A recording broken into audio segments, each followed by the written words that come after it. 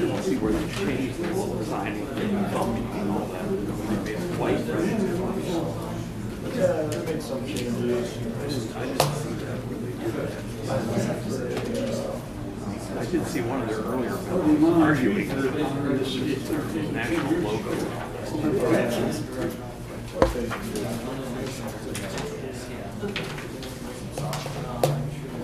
I did look up a bunch of Planet Fitness. Their colors are purple. Yeah, but that's Hey, how are you? Okay. No, They say so. yeah. The last one that was really long, I had some stuff that I stayed. The city says we have it. Everything together. This time, You gotta approve the city. it went smooth. They say we have to. Maybe the city thinks that's fair. Oh, okay.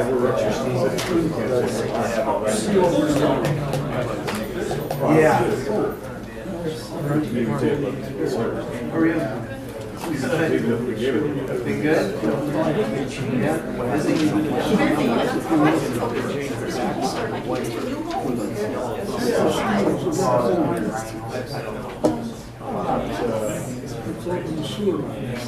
they've changed it. Yeah. It'll slow down. This is not happening. December and January.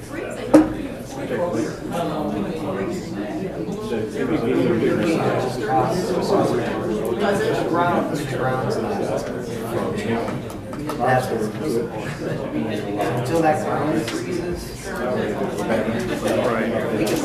Well, they said they had permission of the landlord to use it. That's But when that ground freezes, yeah. that wasn't not the one, not the Alexander shopping center.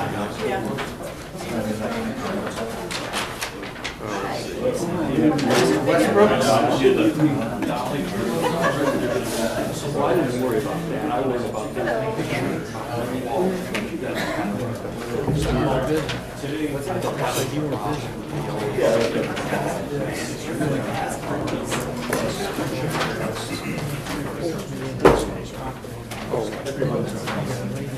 Yeah, we'll see what this is.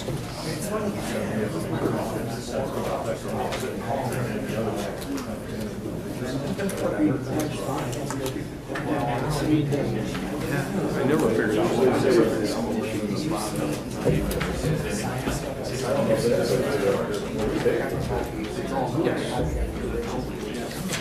all the changes, and then he sent it to you.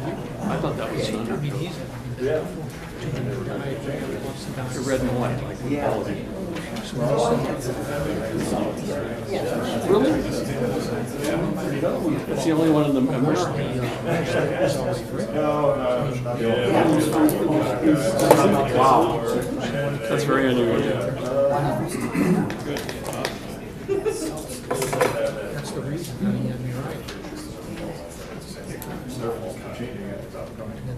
Yeah, true. Yeah, but some of these national change, we should go along with colors. Like Walmart. That's not your local. No. That's the color of the field. It's just in the townhouse. I think McDonald's has certain colors on their buildings. I mean,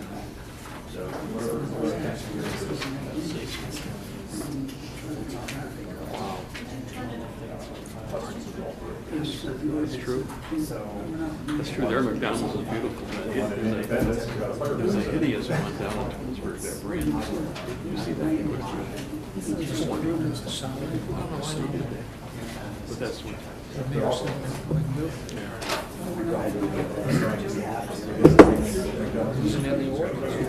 know it's beautiful. That was years ago. They don't spend money on it. I was on the planning. Wasn't they? it makes sense.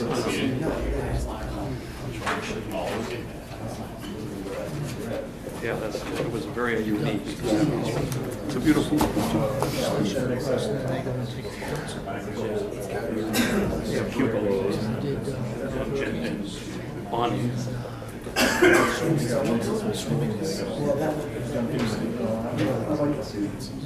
Well, Joe's doing the right thing. Someday we'll get rid of her. I know, but that's a mess.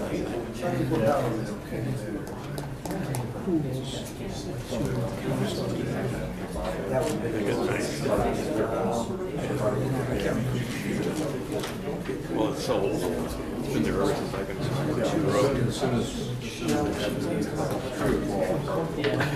We're hoping.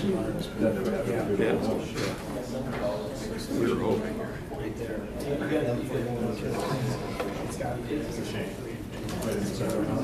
Yeah. We'll put something brick there at least. Let's see what we're doing here. First.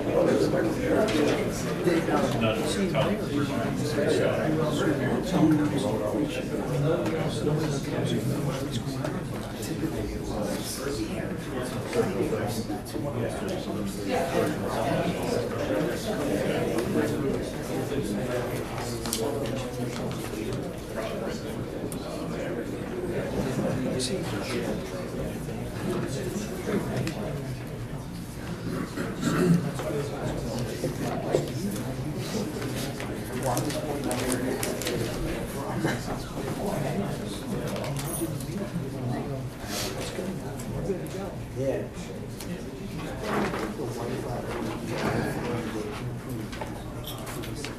All right, call the November 20th, 2017 Planning Commission meeting to order. A roll call. Mr. Cox? Here. Mr. Kozar? Here. Mr. Westbrook? Here. Mr. Giovanni? Here. Mr. Bellotta? Yeah.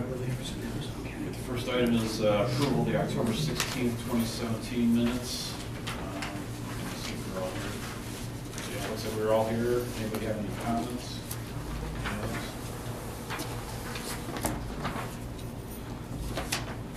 So make a motion to approve. I'll second it. All in favor? Aye. First agenda item, City of Macedonia, second biannual tree discussion. Come on, let's see what that. Tree discussion. They're all down. Long time to see everybody. Yes. Well, there's something left about, we just completed planting 102 street trees. That completes every development in the city now that has received a tree. And this is just regarding the new plantings. There's some count replacements that still need to be done, and we still have to go around with assessments from the last one that we should receive. It was a lot. That's where we're standing right now. Parkview Estates, Thousand Oaks, Bel Air, Canyon Woods. So is that even unoccupied lots, or is that No, until they come in? when they come in, finish grade, and then Okay. just go in. Because they're paid for with the purchase of the home. That's right. You just do those on city streets, right? The ones that are Yes. dedicated to Yeah, the city, dedicated they have their roads. own. Not private developments. So you'll keep up on that, and then so what's the next plan moving forward? Just We need certain keep assessments for working on it. replacements. It's a financial cost that we have to look into, but we have to get the replacements. All right, do we have any questions? All right, we need a motion. I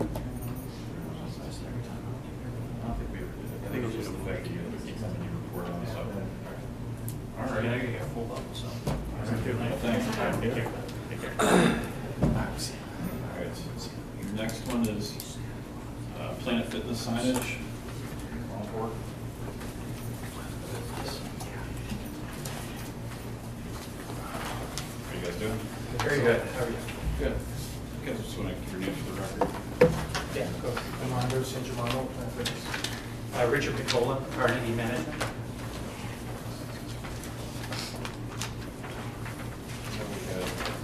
Beyond the plan, we had some other correspondence as well.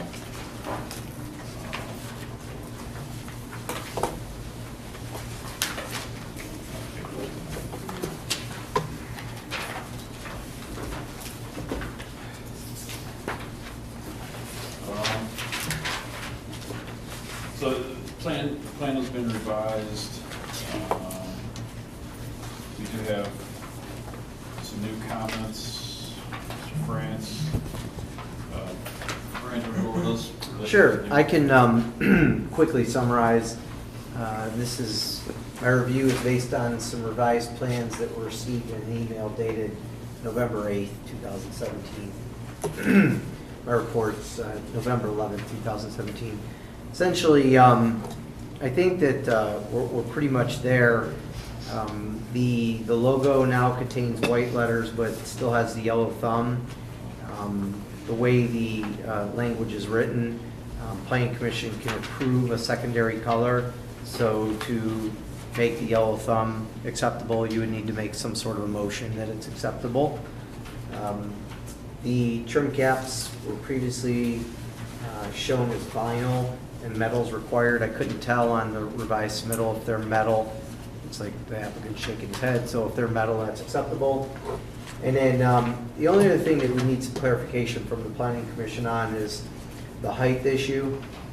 The criteria states that the height can't exceed, I think, 48 inches, 4 feet tall. And the individual letters are below the 4 feet tall. One's, the planet portion is 3.42 feet, and the fitness is 2.42 feet combined. They're over the 4 feet, but individually it's acceptable. So I think that the commission would just need to provide some, opinion. I think it's perfectly acceptable the way it's being proposed. It fits the blank space appropriately within the gable. I just think you need to give some direction that that's acceptable, that the individual signs or letterings don't exceed the 4 feet, and that's acceptable in your opinion. With that said, and I'm assuming the yellow, if you opine that that's fine, that would also relate to the inserts, because that has yellow on it as well. So if the commission is comfortable with that direction, I think the approval can be submitted pending those amendments. All right, you guys have more to add? No, we just wanted to say thank you for allowing us to work with this group, and as well as the city officials to come to a sign that we can be happy with and proud of. And as you may know, Planet Fitness is a national retailer with a logo that is important to their branding and to their image. And that's why, even though the yellow may be a little outside of what you would approve at first, it's less than 1% of the overall color of the sign elevation itself, and a perfect complement to the red type of color that we use for the Planet Fitness text. And so we hope that this commission will see that the same way we do. You changed the logo from black to white, or what did you do? They said that you changed the logo. I didn't. It changes the size of the logo. The logo Oh, the is size. 18-foot logo. It's going to be So black and yellow still. That's your Correct. national color, as I recall. I Correct. looked up a few on the website. I didn't see anything other than that. Right, no, correct. And we worked with the mayor and with Brian back and forth on what would, make sure that they were comfortable. So the only 4 feet issue is when you put two words together. If you add it up this way, it'd be a little over 4 feet. Is that what you're saying? Correct. Okay. Yeah, He that's correct. Yeah. I have no further questions. Else got any questions for me?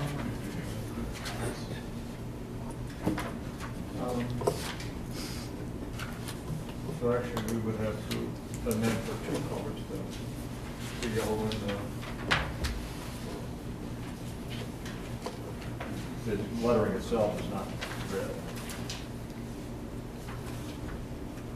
So the mulberry calling this mulberry color of the letters on the sign itself. And then yellow also. I'm kind of comfortable with adding the yellow, but it's the Planet Fitness stuff.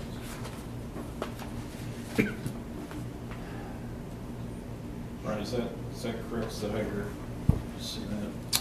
Yeah, I think you can allow 2 colors.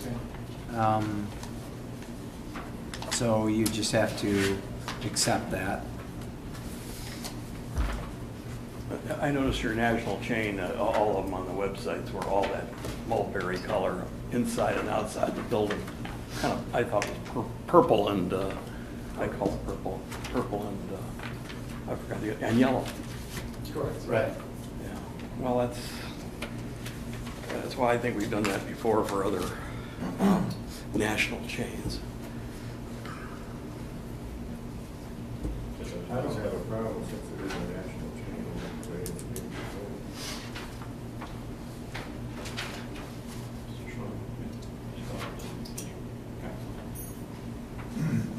No, the only thing I'd like to mention, is mentioned in here, they changed the trim cap to metal, like Brian suggested. We do intend to make that metal, and I agree the drawing isn't fully clear, but yeah, that's an easy change. I think it was intended to be metal, it just wasn't detailed that way. Yeah, that's also a landlord requirement as well. So.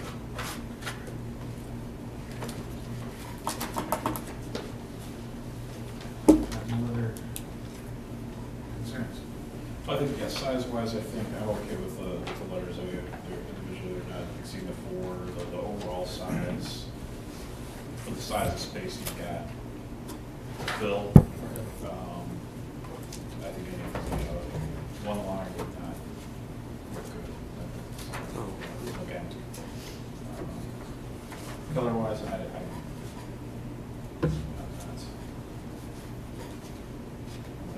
major hang-up with the resolution. Color, I know we have had other issues.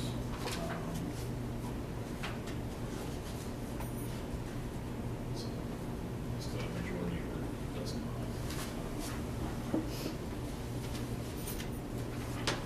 Anybody wanna propose a motion? To have specifically mentioned the colors, and Yeah. specifically mentioned that we're Right. fine and tight, okay, that's. I would propose that we approve the application as submitted, which including the 2 colors that are put in there, yellow and mulberry, and the size of the sign,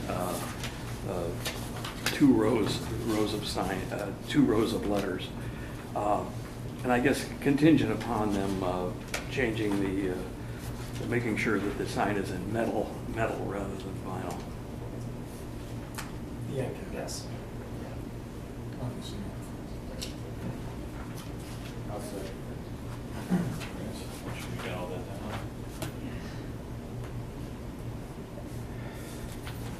All right, we've got a motion and a second. Any more discussion? All in favor? Aye. Opposed? All right. There's a lot of interest. People are asking when. Is there a timeline? You, what was it? Knock on wood, the end of this year. Okay. Thank you, guys. Thank you very much. Happy Thanksgiving.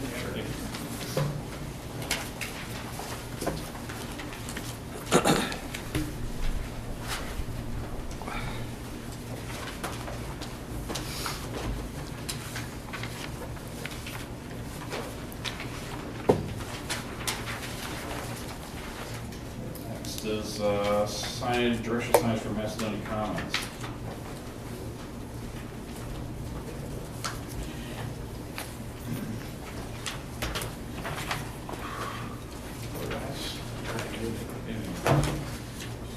Give your name for the record. Sure, I'm Lance Osborne, representing Macedonia Commons. This is George Dragon. Jaconia Electrical Sign Company. All right. This is new. Why don't you guys give us an overview of what's your plan? Sure.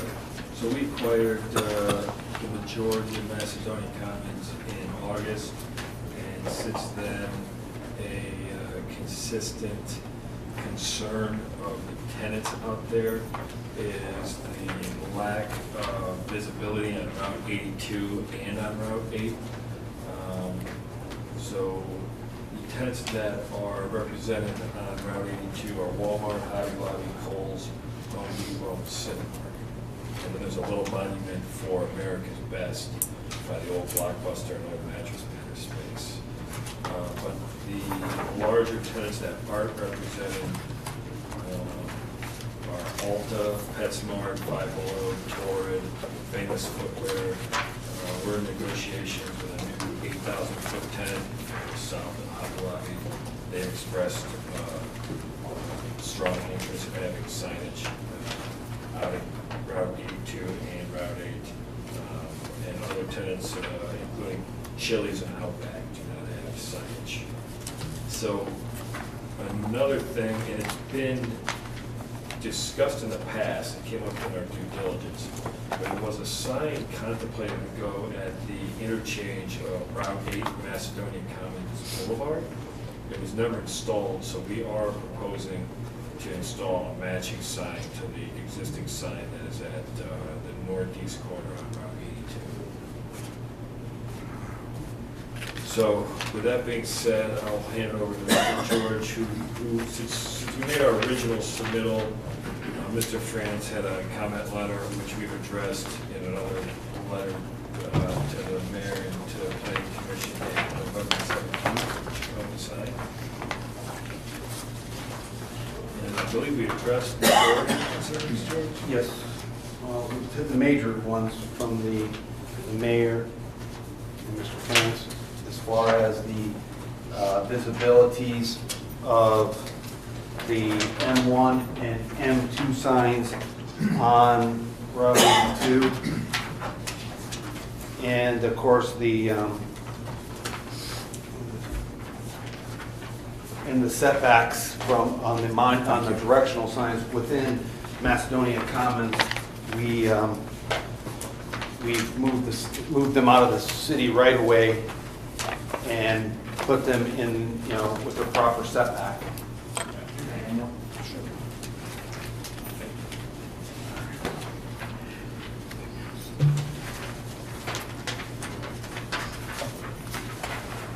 I'll start quickly with P2, which is the gateway sign, what we call gateway sign in the Macedonia Commons, matching the existing sign that's currently out there on Route 82. Basically, it's an internally illuminated sign, just like the other one is. It'll be LED illuminated. The faces will be routed out aluminum with the lighting only coming through the letters.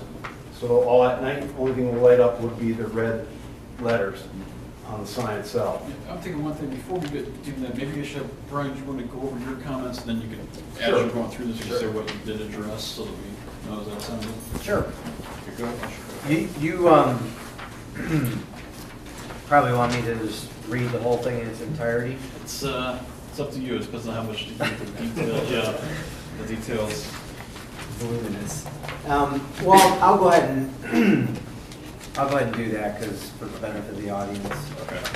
So my report dated November 11th, 2017, and as the applicant stated, adding several additional ground signs for the commons. The request, I'll go through each of these as a request and then my comments regarding that. A 35.58 foot tall brick monument sign to be located at the corner of Route 8 and the Commons Boulevard.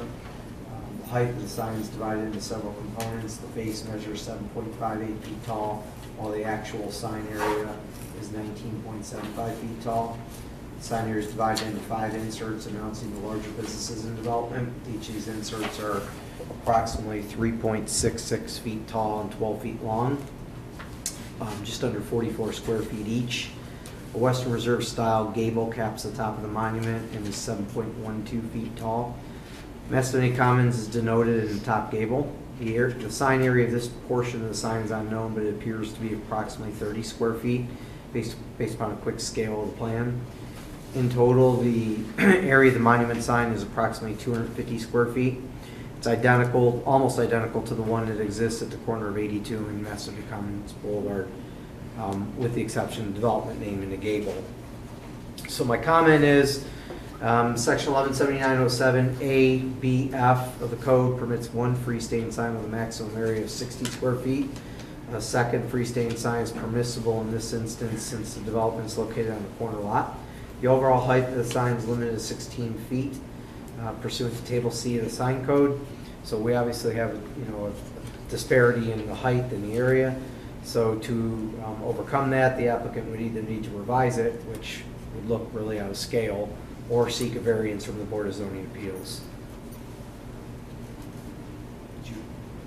Looks like I quickly scanned, you've agreed that that's the way to go to get the Correct. area and height. Two directional ground signs labeled M1 and M2 on the plan are proposed at the existing entrances to development along 82. These signs are essentially identical, and the height of the sign is divided into several components. The base measures 2 feet tall, while the actual sign area is 9.75 feet tall. The sign area is 4.5 feet by 6.5 feet, or just under 30 square feet. The only difference between the two signs is the number of the sign inserts. The westernmost directional sign along 82 is divided into 9 sign inserts, while the easternmost has 5 sign inserts. Both contain a Western Reserve style gable announcing the name of the development. My comments regarding that, the code, codified ordinance 117903 F2A addresses directional signs and exempts those signs being 4 square feet or less. Obviously, this is larger than 4 square feet. This proposal is to construct directional signs that are just a little over 29 square feet in area. Additionally, the code limits the height of the directional signs to 4 feet. The ones being proposed are just a little under 10 feet tall. Therefore, variances from the Board of Zoning Appeals for area and height of these signs are needed.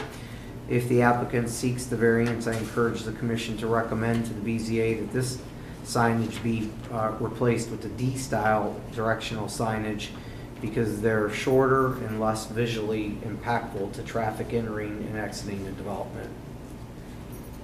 In our new submittal, we addressed that and eliminated the peak on the top, so those have been eliminated. Then the third item here on my report, 2 additional directional ground signs labeled D1 and D2 on the plan are being proposed along Macedonia Commons Boulevard near the internal entrances to the development. These signs are essentially identical, and the height of the signs is divided into several components. The base measures 1.5 feet tall, while the actual sign area is about 4.75 feet tall. The sign area is 4.5 by 3, or about 13.5 square feet. The only difference between the two signs is the number of sign inserts, again, like the other. The northernmost directional sign along Macedonia Common Boulevard is divided into 14 sign inserts, while the southernmost has 8. My comment, again, talking about the codified ordinance relative to directional signs. This proposal is to construct directional signs that are 13.5 square feet in area, greater than the 4 square foot limitation. The height, again, limited to 4 feet. These are 4.75 feet, so variances again are needed. And then I'm assuming you addressed this. I think you did. These directional signs appear to be in the right-of-way of the Commons Boulevard. So even if you went for variances, they would need to be located outside of the road right-of-way. So my recommendation is that while they're attractive signs, they would need variances to get the number of signs, the area, and the height. And then they need to, those two labeled D1 and D4 need to come out of the right-of-way regardless of the variance. All right, thanks. Engineer just walked in, but I know he's got some comments once he gets settled back there. Can I have a name one for him?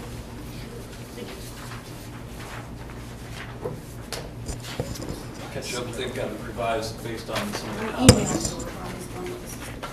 Got it. Yeah, thanks, Susan. Thanks, Chairman. Yeah, I did see the revised drawings, and to agree with Brian's comments, they certainly need to be out of the right-of-way. It looks like the applicant has complied with that. You know, and then otherwise, I think we just need a detailed plan submittal to the building department so that it can be reviewed for location, line of sight issues, anything like that. And I'm sure you'd want to have that as well, so that your contractor actually puts the sign in the location where you want it, and to make sure you don't have any conflicts with utilities or anything else. So. Mr. Chairman, can I Yeah. ask a question? Sir. Mr. Osborne, you mentioned that your company acquired the majority of the commons, I think in August. Correct. Could you, just for my own benefit, tell me what you did not acquire? We, starting on the south, then we did not acquire McDonald's, we did not acquire Popeyes, we did not acquire Applebee's, and we did not acquire Walmart, and we did not acquire Home Depot. We did not acquire Wendy's, and we did not acquire the building which Key Bank sits in. I believe everything else we acquired. Is it suffice to say those 7 structures are individually owned by those corporations and not one ownership of those 7 buildings? Do you know? In common ownership of the other buildings? Yeah, so Yeah, I the don't Wendy's believe own there's- Wendy's and... Yeah, I don't believe there's any common ownership Okay. between the two. Right, thank you.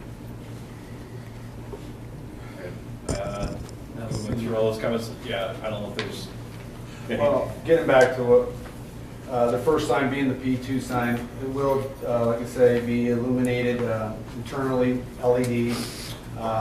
It'll be routed out faces, aluminum faces with the stacked up red flex. So at night, only thing that will light up will be the red lettering on the sign itself. And then, of course, it'll be shown on the site plan and that. The M1 monument and M2, we started out, I think it's in your packet, with the peak on the sign, but with recommendations of the city, we deleted that.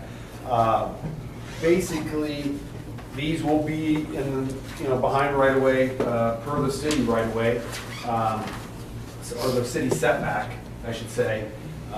And we should be able to comply with that. But these will also be illuminated LED. These inserts will be a plexiglass insert, so they can be removed and new tenants put in at that time. Or if a tenant moves out, we can put a blank in it to suffice that. But there again, we did take the top off per the city's recommendation to, they were worried about line of sight. These will all be call before you dig too for utilities when we do go to, if we do get approval and we do go to put these in, so that will be covered. And then there again, they will be marked the setbacks, and Mr. Hall can come out and we can verify them with us and all that, which is no problem. The last two are the directional signs, which we did move behind the sidewalk, which will meet the city's setback. They're identical to what's out there on 82, basically, they're just a little smaller. They are aluminum, LED illuminated, removable plexiglass panels, so we can put blanks or we can put new tenants in there. A lot of the reason we went with this, we went with the smaller one on Macedonia Boulevard was because of the traffic.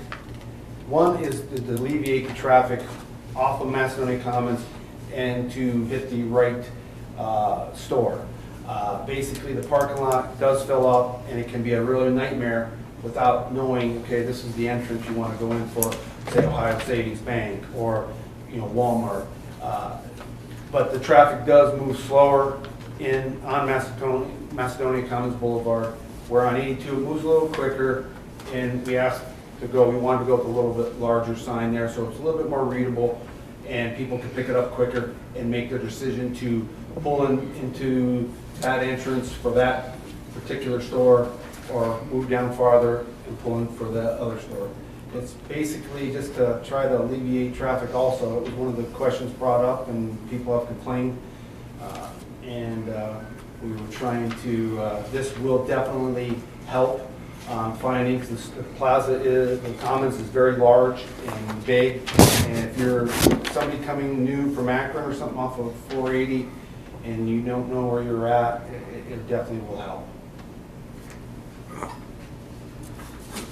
So we still have some size and some height issues that'll have to be, you know, if you want to keep it the way it is, where you're showing it, it'll have to go through. Correct. So we're still in need of 3 variances. Is that what I'm reading correctly here? Well, 3 sort of category variances, right? So you have area, height, and number of ground signs. But you'll need it for, so the number would be whatever, 4 additional ground signs. The Would they be area. considered directionals? I mean, or do we consider the 2 on? That's, yeah, directional, whatever, they're still gonna require. That still has number variance on the directionals and the 2 on 82? I guess you may not need it for that, since if they're categorized as directional, you'll need certainly an area variance for the size of height. them. Yeah, maybe not necessarily the number. Okay. I mean, it's important. Yeah, in terms of the overall request, sure. I would, when you make that request, I'd sort of categorize your total area being requested by each one. Keep it simple in terms of some sort of a table, illustrate the sign. Here's the area allowed, here's the area being requested. Sure. Just, it's a much different board than the commission who deals with these things on a, Right. routine basis. Very familiar. And of course, you'll have a, sort of a 9-factor criteria that you're going to be looking at for a practical difficulty standard to show that you have a practical difficulty unique to this property for variance.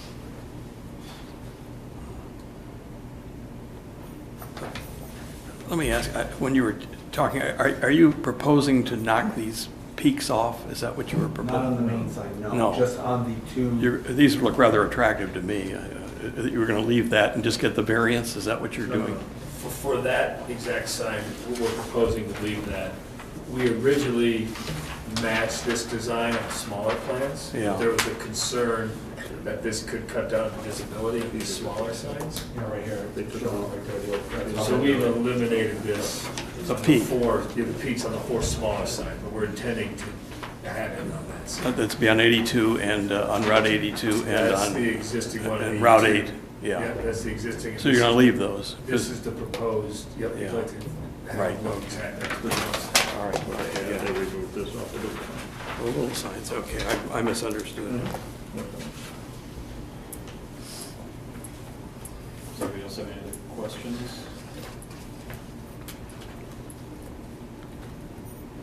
It's got to go to the board then. Yeah, so we can't do anything. I think in general, I'm okay with all this stuff as long as, they approve that. I mean, it seems like a lot of signage, but it is a big area. It's a lot of stores. The signs out in the grass areas, but along the main road, I know we have a nice landscaping on the existing one. Yeah, I don't see any We, indication. we'll add landscaping around it. So, yeah. We'll show that, George, in the next email. Yeah. We can do that. It's not a problem. But do we table this thing then? Yeah.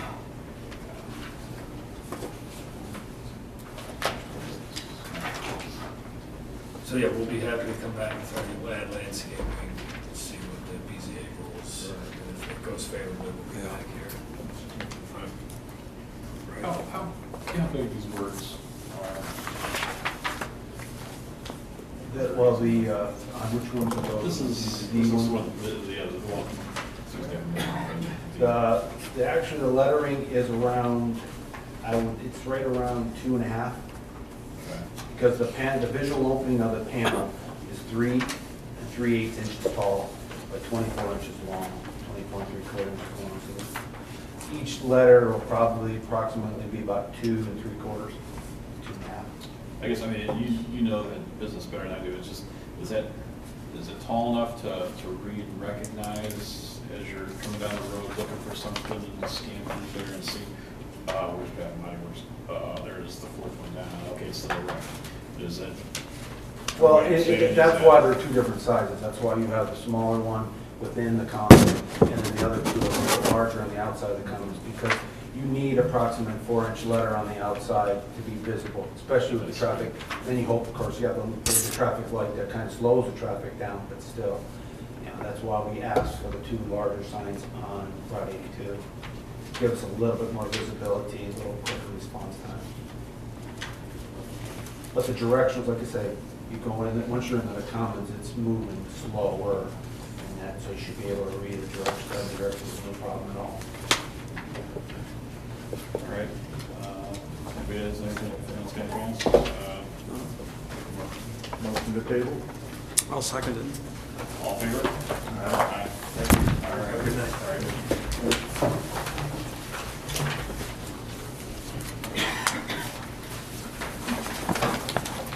That's interesting.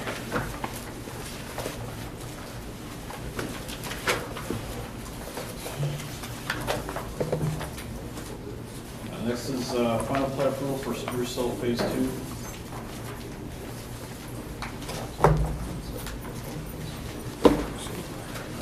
Good evening. I know you've been here several times before, but if you don't mind, give your name for the record. James Vitale with CEV1 LLC. You want to give us an overview of what you're seeking tonight? Just the final plat approval for Spruce Hill Crossings Phase 2, the 17 lot subdivision.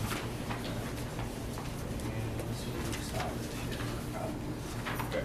Comments from our planner and our engineer, you guys? Go over your comments. Sure. Report dated November 12th.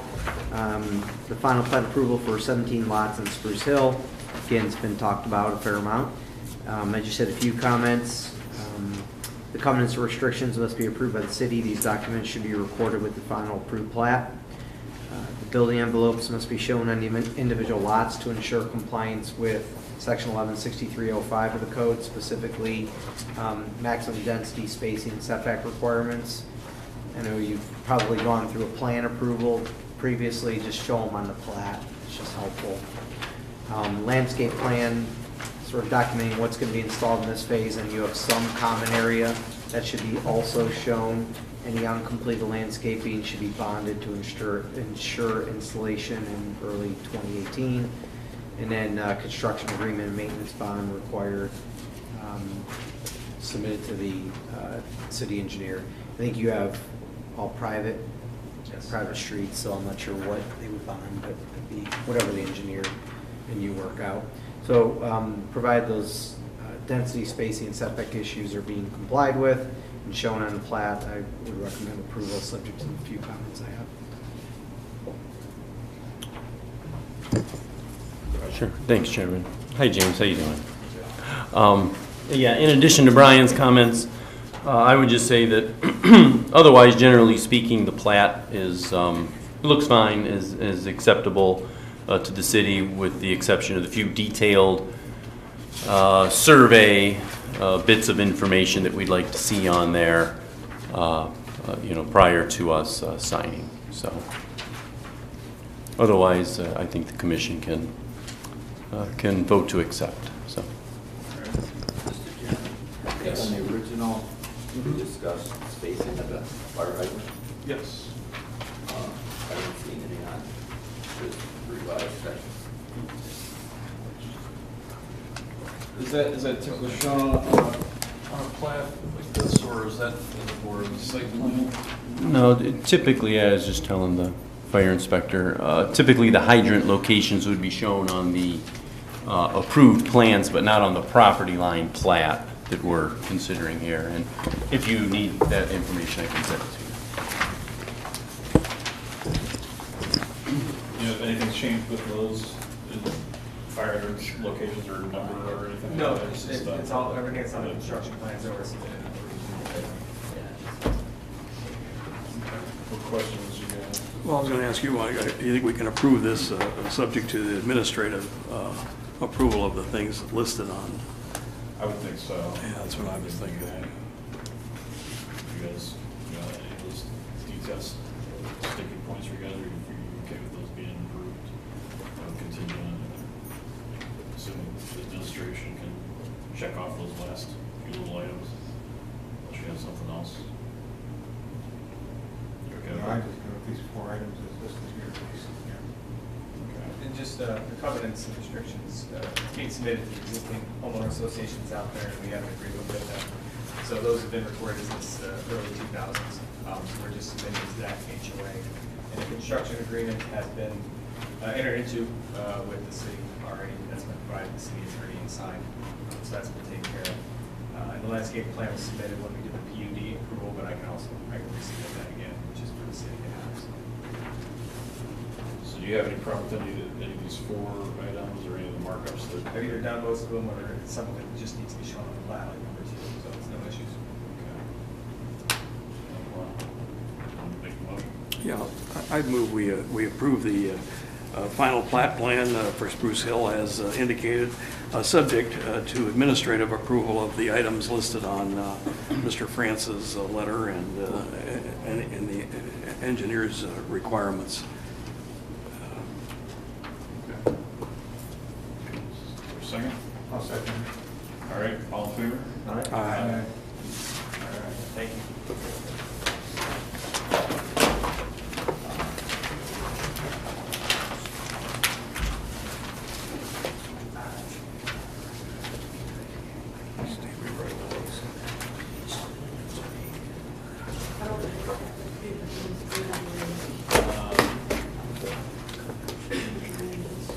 Yes.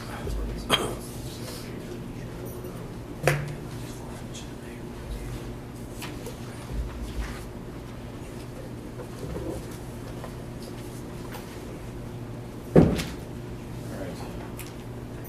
Next up, signage, 9456 Freeway Drive. Oh, good, are you?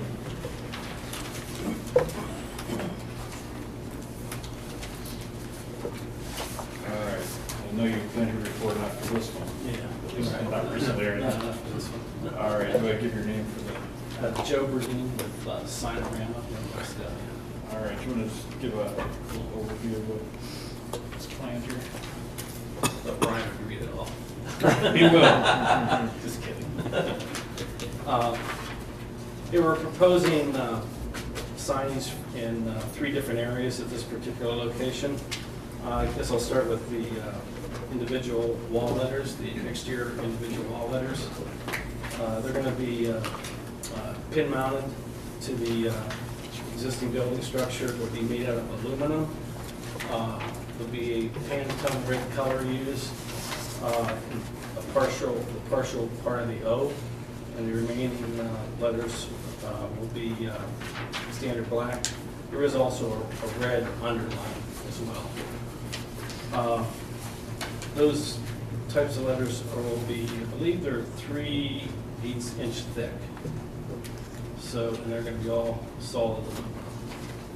They're guaranteed for life as well. So they're made very well. We'll use a pattern, a pin mount pattern to put on the building to drill holes in it and secure them with silicone adhesive. They'll be aluminum studs.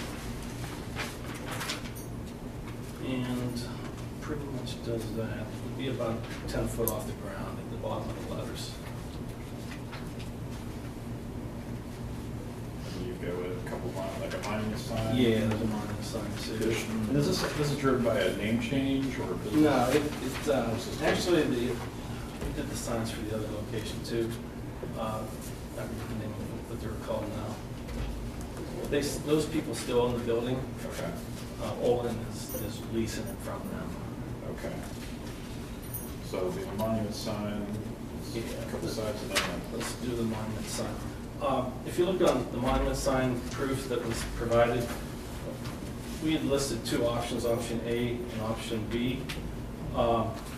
If the small directional sign, which is what we'll talk about next, was not approved, then my client wanted to use option B, so there could be like, they could use a little bit of a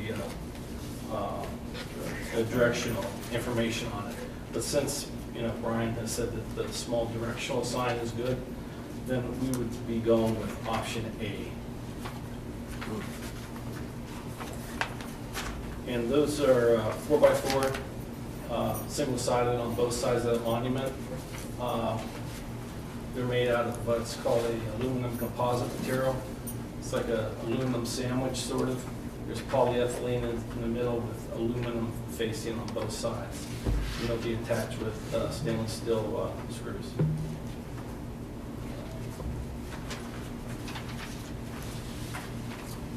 That's that one. Next one. Go ahead. Next one's a small directional sign, just so so trucks can see where to deliver materials to the side entrance to the parking lot. It's aluminum. It would be all aluminum as well, with vinyl graphics on the front and the back. It's going to be two-sided. Although majority of the traffic is going to be heading south on freeway up there. Probably a lot of the bigger trucks won't be coming from Ledge. So, but it's still going to be double-sided. The bottom legs are going to be black, and the top box portion of it will be white, as you see there. That's all of them, right? Yep. Okay. Brian, you want to go over your comments? So I feel like this time that I don't have to do any of the reading. Joe did a great job. So I would say that, it was a great description, and as far as the monument sign, it's a replacement. There's no issue there. It's a replacement of an existing structure.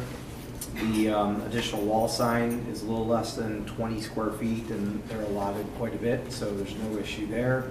The type of lettering is fine, and would concur that I did state that that option A seems fine because the directional signs are permitted under 117903 F2A as long as they're less than 4 square feet and 4 feet in height, which in this case they are. The sign is 3 square feet and a little less than 3 feet in height, so no issue. So I recommend approval at this time.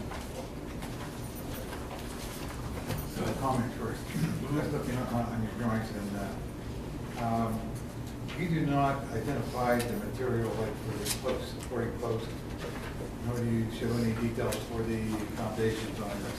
Something that those are going to have to be submitted at the building department. And which one are you talking about, sir? Your directional signs. Directional sign? Yes. It's all aluminum. It's aluminum Icona box sign. The post supporting it. They're aluminum. I don't think it says that anywhere on your drawings. And you are correct that you'll need to submit, a cross-section of how you're going to build it, how deep is it going to go in the ground, okay. and that sort of detail will need to be submitted to the building department. Okay. All right.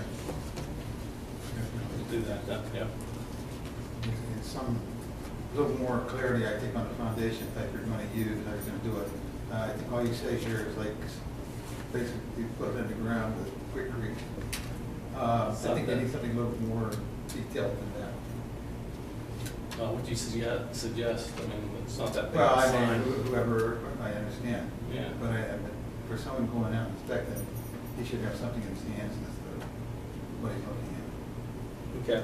Maybe like the dimension of the pole? Right. Okay. How deep it's going to be. Okay. What's going to be used to support it. Sounds good.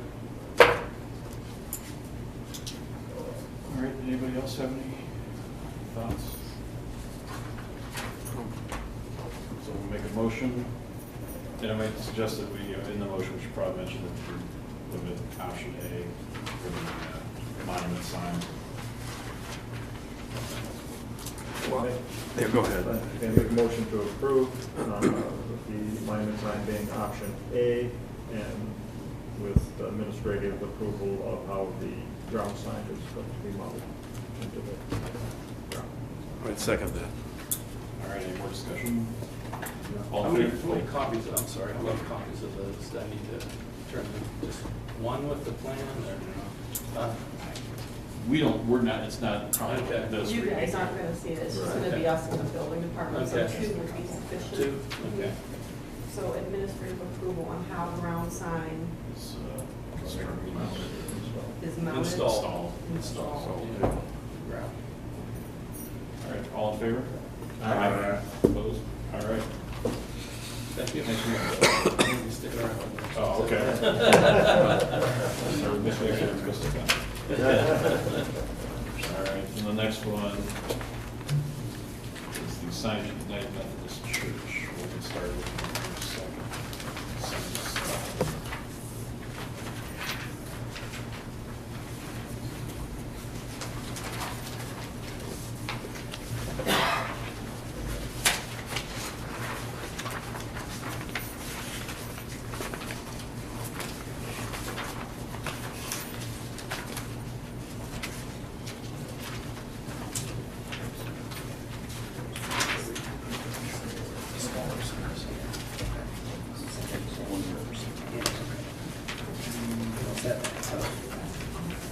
Yeah.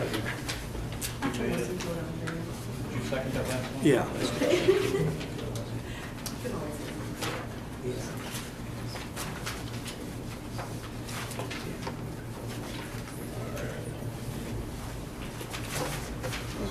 So, in Methodist, so we've got some directional signage, is that what you're? Yes. You just kind of go over in general. What, A few of the larger directional signs are over, I guess, the square footage allowed. So basically, the posts are going to be made out of aluminum, solid aluminum, with channels, aluminum channels to hold the signs in place. The signs are going to be 6 millimeter thick aluminum composite material as well, with vinyl lettering, and that would go for all the signs. The smaller directional signs are 3-inch square posts. The larger ones were going to be 4-inch square posts. So all but one location is all replacement. It's like Correct. One's missing because Right. it Yeah, run that's over or one. something. Yeah. Yeah. Right.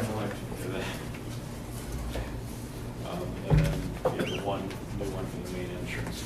But the old ones, are they wood posts? Is that what?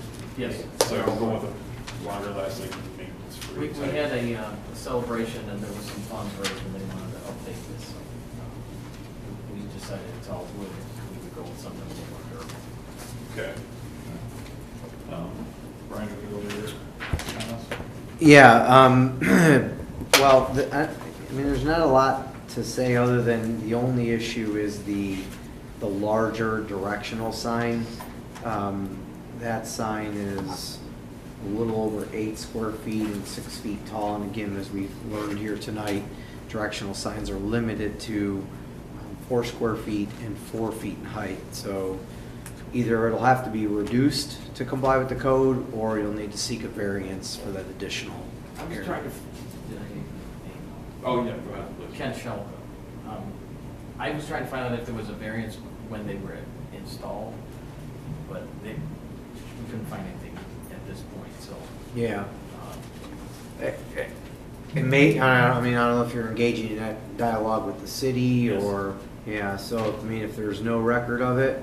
No, not so far. It just may have got installed and Yeah. it's an illegal sign versus a legal non-conforming sign. Mhm. It happens a lot.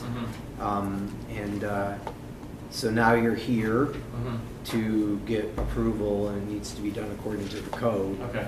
I don't think the code's changed. It's, Well, it's only about 14 years, so. yeah, and this is like etched in a stone tablet, Yes, so understood. I think it's probably the same. Mhm. Would we, by any chance, be able to, I don't think I have enough copies for everybody though, but issue a new size and layout for, so it's going to be under 4 square feet then? like Yeah, what's our 3.9 next something. step? If we decide that we want to comply with the 4 square foot, Then you tell the commission that on the record, and, I mean, they vote, I don't vote, but I would find that acceptable if you agreed to the code limitation, then you would just revise that, submit it internally if the commission found that acceptable, and you wouldn't need to go for a variance at that point. That's the direction you'd like to go, that was yeah, just, I'm good with the 4 variance. okay. We could pass one of these back and forth. There's a few. Let me ask Brian a Is question. this with the right measurements on it? Yeah, that's the Okay, one. that's the one we need to sign. Okay. Yeah, that's the right Let's just see this for a second. We can pass that one around.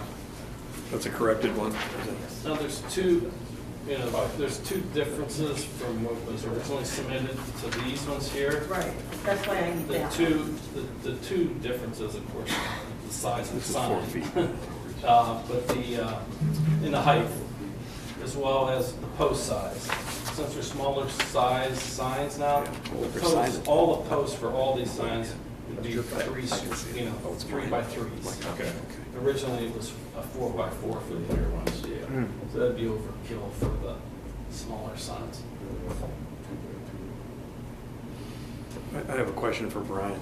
Brian, even if they had a variance years and years ago, the fact that they need a new sign, that this one's falling apart, it wouldn't make any difference, would it? No, well, it would if they received a variance specifically for the area of the signage, Oh, really? then they could build according to that variance. So it's grandfathered in, is that what you're saying? No, it's legal. See, a variance from the Board of Zoning Appeals eliminates this notion of illegal or legal non-conforming. Yeah. A variance makes it legal, Oh, okay. specific for Doesn't that expire. use on that parcel. Doesn't expire at all? No. Okay. Doesn't, no. All right. Runs with the land. Yeah. That's what we did for the roadside sign. Your ground sign? Yeah, we were.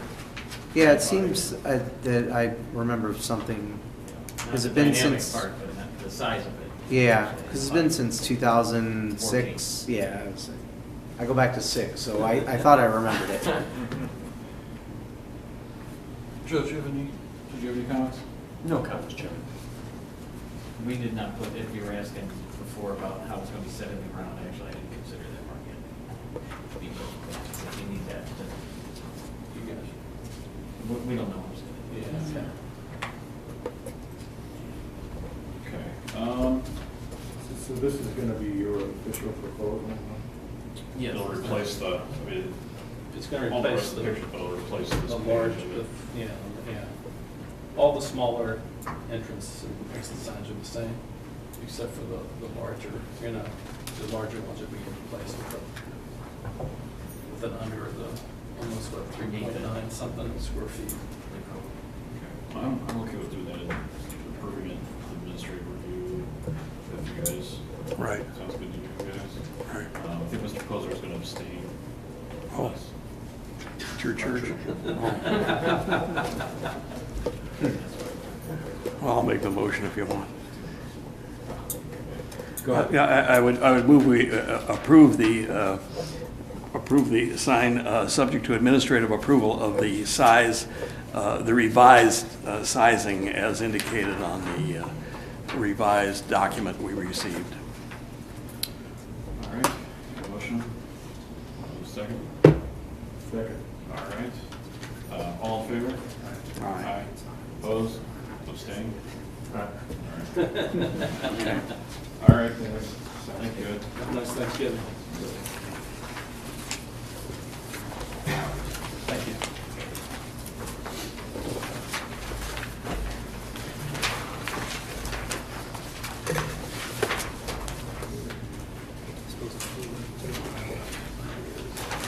Proposed lot split at 307 East Highland. Good evening, Brian Grosso is here with Development. We're the current land owner of the property at 307 East Highland Road, known as the Round Restaurant, which no longer exists, as everybody knows. So actually, we are proposing before the board tonight to split the current lot into 2 parcels of just under an acre each in size. The southern parcel will be developed for the next agenda item, which is Kentucky Fried Chicken. And the northern northern parcel will be kept by Cedarwood Development. For future development plans, we do not have any specific plans for that parcel at this point. Mr. Gelati has provided, and Mr. Francis both provided reports. We have taken no issue with anything noted in either report, and the markups that you see on the attached plat drawing by Mr. Gelati is currently being taken care of by our survey engineer at Well, and before we submit final plats for signatures and approvals, it will reflect these revisions and changes. A couple of items I'd just like to bring forward to the board, just so everybody understands exactly how the property operates over there. The property is accessed through the shared driveway that goes all the way back to Motel 6. And that property that drive exists on is currently owned 1/2 by Motel 6 and 1/2 by the EMCO Development Corporation, which actually owns the undeveloped land behind the Speedway. So fee simple, half road to Motel 6, half to EMCO. There is a multi-party access agreement in place and of record for this property that allows our property, Motel 6, EMCO, and the Speedway property all to utilize that access drive. That's been on record, I don't know the exact date, but it has been on record and recently amended to clean up some issues related to our parcel. So access rights are all secured by all properties on that driveway. So I thought I'd clarify how legal access is being obtained to all the properties in that area there. So based upon that, any comments, questions? All right, Joe, do you want to go over your comments first on that? Yeah, as far as the plan is concerned, sounds like you've already got received the comments and you've got the markups in process, so that's good. And I guess the only other thought or question I guess I'd like to ask is, what is your anticipated timing for executing the lot split in relation to developing the KFC? So as soon as we can secure our entitlements from the city for the KFC to allow them to begin their development, that's just prior to that is when we will execute the lot split. Okay, so the KFC operator is actually going to take a fee simple title to their property. Okay, so you split it before the building goes up? Yes. Okay. That's all I had, Chairman. Okay, and everything here in Yeah. there is just... Yeah, otherwise it's... all these things, there's nothing real controversial, just things you'd like to see shown. That is correct, yeah, otherwise, the plat is fine, and you can, I think, recommend it for approval, conditioned upon the markups being taken care of, and we can review it administratively, and once it's been revised, you and I can sign, Chairman. French, any comments on the split? I mean, I had comments, but they're essentially, it's acceptable. Okay. Meets the requirements. Just had a more burning question. Is there a particular reason why you just didn't split them evenly in terms of the square footage? It just seemed odd to have almost 43,000 on to the north and 38 to the south. It seemed like maybe you could use a couple extra thousand square feet for the KFC site. It all has to do with the potential users of that lot, how much land area they're going to need. Okay. Developers working this space. Yeah, I assumed it was all well thought out. I was just sort of curious. Can I ask a question, Brian? It's much the same question. You have 42,000 square feet for the parcel you're leaving, And what if, for instance, the KFC, there's not enough parking or something, and now you're stuck, there's more landscaping needed, and there's not enough parking. Where are you going to put the cars if you don't have any more land to stick them on? Well, we could establish, and I think we've already talked to the mayor and staff about this, allowing a cross-park agreement. There's going to be a cross-access agreement that will be recorded as part of the KFC development, and we can include parking for any parking that may be deemed insufficient for parcel number one. You'd have some cross agreement where you could use some of their parking lot. That was, yes. You already know who we're talking about. Apparently, you know who the new owner of the parcel one's going to be, and you've already gone over that with them. Remind me, is parcel one the southern parcel? It's the northern, I think. Northern parcel will still be owned by us, Cedar. Oh, yeah. And we will grant to I see. the KFC entity. If you need more parking. If you need more parking. Yeah, I get you. Okay. If I can. Yep. The only potential issue with that will be, and I understand, so you have somebody you're working with for that northern parcel potentially, but it'll come into play if they're short, then what? And so will the, Well, the onus go on them? I think we've demonstrated over at the Aspen Dennis Starbucks that business operation, time of business operation, days of operation, allows for those parking arrangements to work. Sure. And more importantly, the proposal you see tonight actually equals less 2 spaces what we just did with the Starbucks in Aspen. And so over there you have a much larger proposal than you're going to see here tonight. And the parking is more than sufficient. Does anybody park over there? I mean, having gone through there a few times, I don't think anyone really parks unless they're irritated with the long wait in the Starbucks line.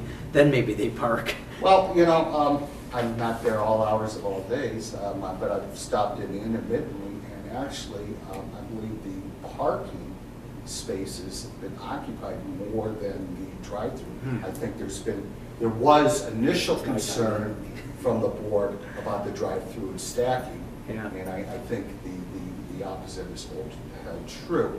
I've gone over there 2:30 in the afternoon, on a weekday, 5 o'clock, early in the morning, Saturdays, Sundays, whenever my daughters want their lattes. Yeah. And I must hit it right at the perfect time where it's stacked and there's nobody parking, which is fine. Sure. I will say this much. I drive by usually at 8 o'clock in the morning, and the traffic has not been a problem. The drive-through has not stacked out of its area, and I haven't noticed any traffic backups on water. So whatever we did, it worked.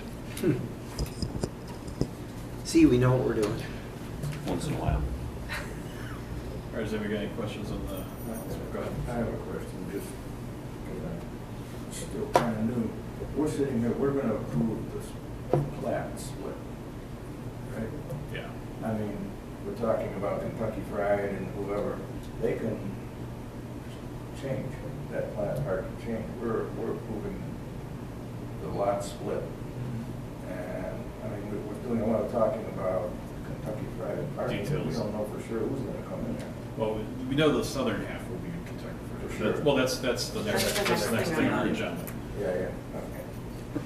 There is that. Well, even in light of not having any identified tenants, we're proposing legal lot splits of an existing. That's my property. point. We're doing a lot of discussion Oh. about where's the parking gonna be, if we do a legal lot split, That'll be in 10 minutes, we'll talk. Yeah, that was my point. Yeah. You're correct. We're just asking for the lot split with this, but it is to facilitate the next application.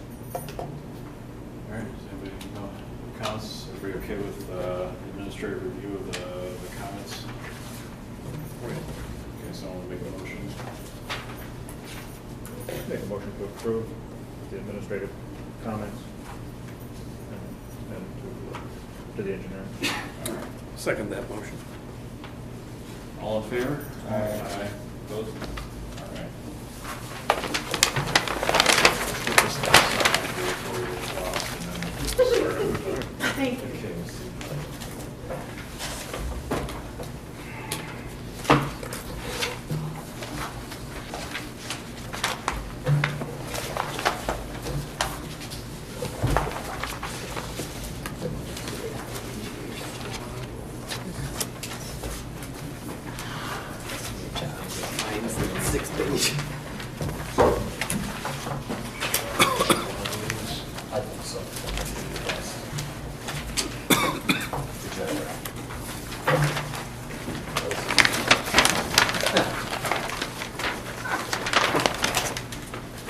Why do you look at me, Brian, when you say that?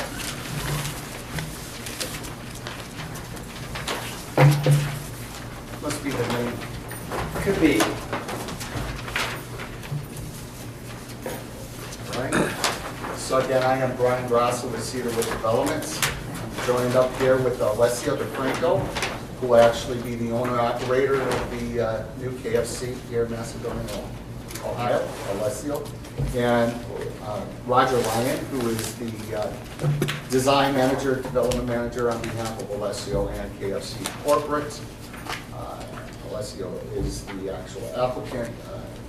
Our role tonight is to help facilitate the approval process for Mr. DeFranco and Mr. Lyon. So, as we have just learned, we have owned the property at 307 East Highland.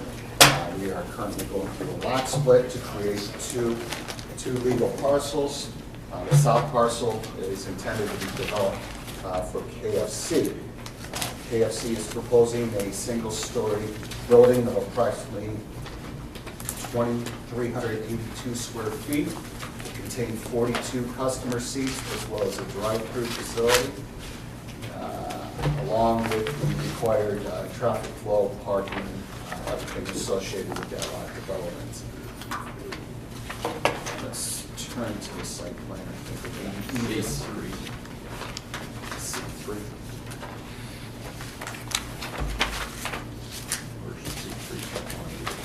So we've been working with the mayor and staff for a few months now to come up with a unique site plan here that works from a trafficability, but also from a visibility standpoint, it properly addresses the State Route 8 and Highland Road intersection.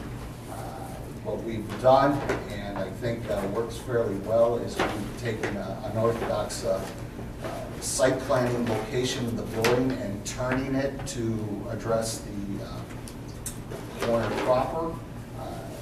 You see we have the building located here. The front doors will be here.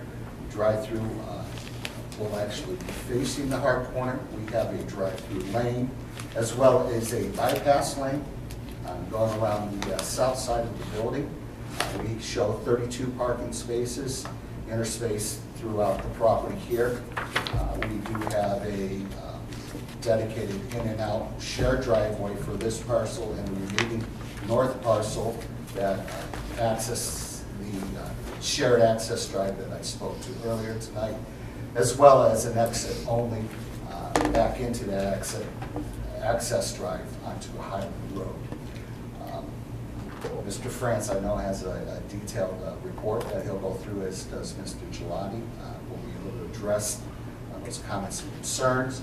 I know the main discussion is about building architecture, and I would ask that maybe we address that separately once we go through the site planning issues and talk about building architecture, because I know it needs some further refinement. In fact, we do have some revised elevations that we will be submitting tomorrow to the mayor and staff that I think gets us closer to the expectations and requirements of the town center.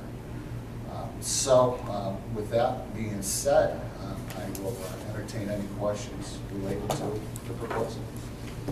Brian, do you want to start going through yours? Or do you want to go through the site labels, get through that, then yeah, that's fine. So the use is permitted by right in the B4 district, restaurant use, so we're good there. No issue having to get a rezoning or a conditional zoning certificate. Section 117111 4E2 requires a 20-foot landscape strip adjacent to the highway right-of-way. The 20 feet's not being achieved along the Route 8 portion at the entrance to the drive-through stacking lane. Seems like you can meet that requirement if you just eliminate some of the pavement and adjust the turning radius. I'm not sure if you looked at that or not. Well, I do, and not to belabor it, but basically what we're attempting to do is keep that bypass lane so that all the way around the building, since once you get past the westernmost point on the side, Not only those going through the drive-through, but there is a possibility of regular traffic in the parking lot getting too far past the parking spaces that will allow them to queue back into the parking lot proper.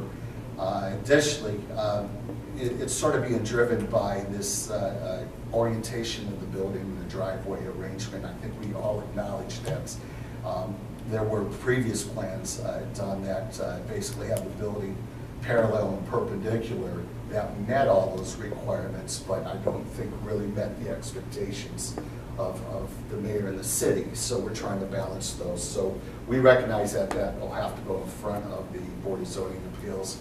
The only other thing I'd like to point out there is State Route 8 is quite a bit, the pavement line from Route 8 is quite a bit far off of the right-of-way line. So I believe the intent of having a green space buffer is more than that's there. We could augment it with landscaping, and we are proposing the standard decorative fencing along Route 8. In fact, we've already talked to DOT and received approval to remove the chain link fence around there and dress it up with the decorative fence, which I think will be a huge improvement to that corner. I think they're okay with that. Believe it or not, I have it in writing. I have it in writing. Yes, so that's sort of why you see what you see here. So.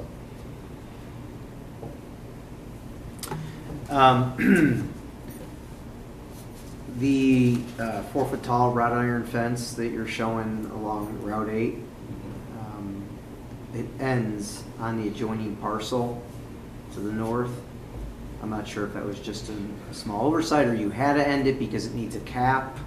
We can adjust that. It's the standard spacing for the masonry piers are 32 feet, that 32-foot spacing. Put it on the adjacent property. If that's a problem with the city, we'll just stop short. And then the intent is once the northern property gets developed is that continues, that fence continues. Yeah, whatever gets approved will be the standard to carry it to the north, so. Right. I'm not sure you want to, again, you can end it on that property, that's fine, if you don't want to carry it. And/or do you carry it all the way to the northern property line of the northern property? We will stop it short of this time. Okay. Sure, I want to pay for somebody else's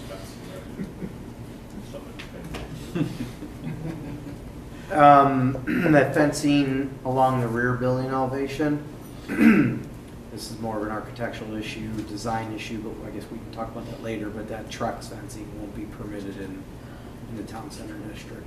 Yeah, it's composite wood. It's like what they do to decks out, the plastic wood on the decks. We will, our revised submittal will address that issue.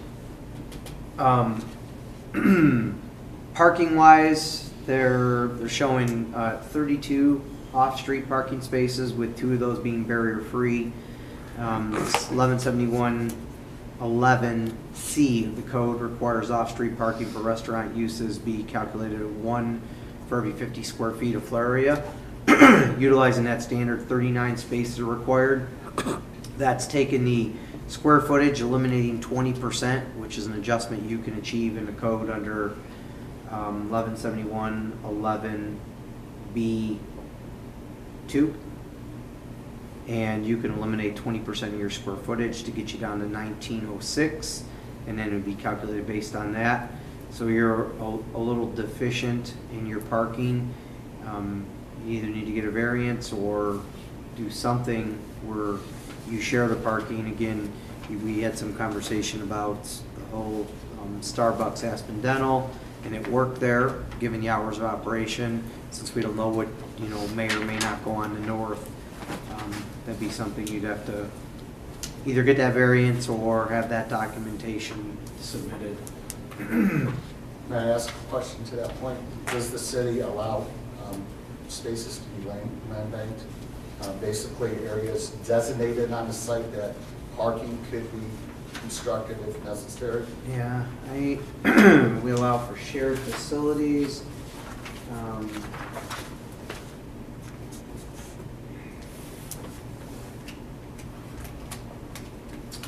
Because again, with the orientation of the building and the drive, you can see it's not the most efficient use of the land area. I think there are opportunities there that future parking, if necessary, can be built, that we can show, bless you, that we can show land bank at this time.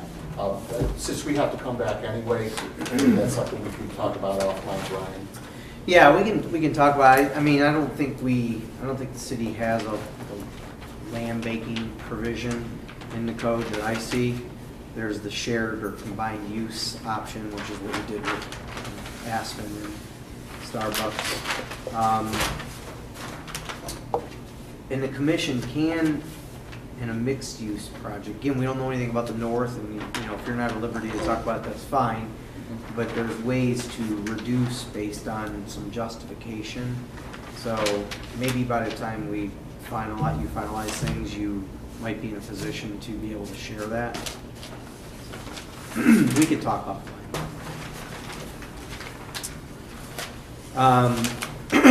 Looks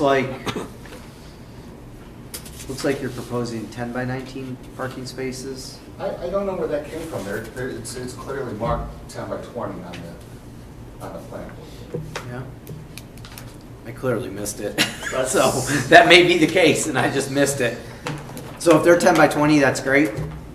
It looked like 10 by 19 when I scaled it, and I didn't see a reference on the large plan, but maybe I just missed it. Maybe we're looking at one of the plans that didn't have it labeled or something like that.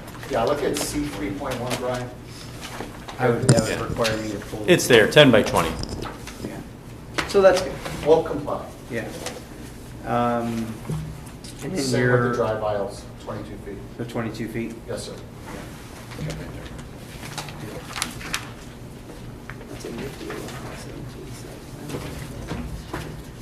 Fits right on the desk. So the one-way drive exit from the site to the shared driveway into the property, I felt like maybe there could be a way to, well, reduce that pavement width down to the minimum and then line that up or align it with the existing driveway to the east. Well, there's two issues there, if I may. Roger, back me up on this. It's 15 feet to allow delivery trucks to be able to exit and make that right-hand turn. So a delivery vehicle will come in the shared drive at the north, be able to circulate the lot, and then we'll actually exit on that 15-foot drive back to the shared access drive.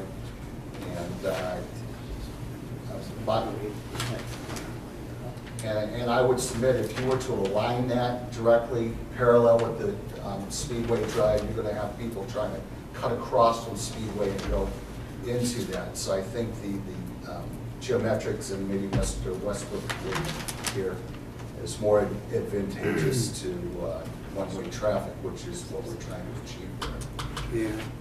I think the concern with just being so wide, it's not as easy feet, people are just gonna see this as to come in and that's their entrance. Is it 18 feet? Yeah, 18. We could reduce that somewhat. See if you can, if there's a way that would be. We don't want to pinch it down too much for this truck, just driving over the curbs. It's a one-way street, isn't it? It is. I don't have a big sign saying don't enter if they come out of Speedway. They're not allowed to go up there anyway. Actually, Mr. Cox, that's one of my comments, is a do not enter sign. Have you seen our new fence at the Starbucks? Yes, I have. Oh, yeah. That's why we got to have credit protection around the patio. See what you can do. See what anything you can do to make that deter people from coming in. So if the signs like Mr. Black said, narrowing it up at all, even if if they're coming out this way and it's worried about traffic over this way, can this be brought up to almost border sure? So they should make the left turn. Yeah. Anything to make it look smaller one-way-ish, on top of signs, because people would just, those two cars up here trying to get ready to turn it, get lead into the drive-through, whatever it might be. Understood. We can address that. And make that. Maybe they think that curve could be a little back.